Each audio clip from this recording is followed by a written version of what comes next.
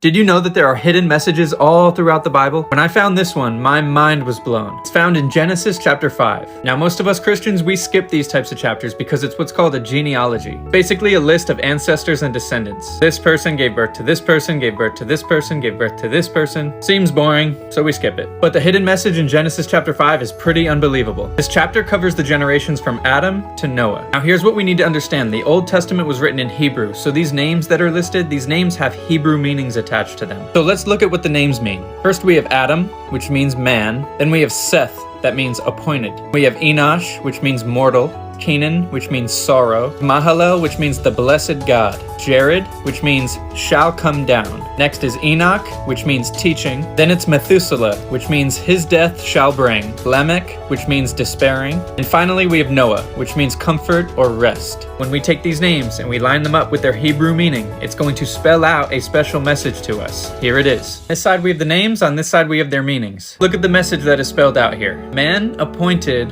mortal sorrow. The blessed God shall come down teaching. His death shall bring despairing, comfort, and rest. Put it all together. Man is appointed mortal sorrow, but the blessed God shall come down teaching. His death shall bring the despairing comfort and rest. Now, does that message sound familiar to you? This is the gospel message. Man is appointed mortal sorrow, born into sin, separated from God with no way back to him. But the blessed God shall come down teaching.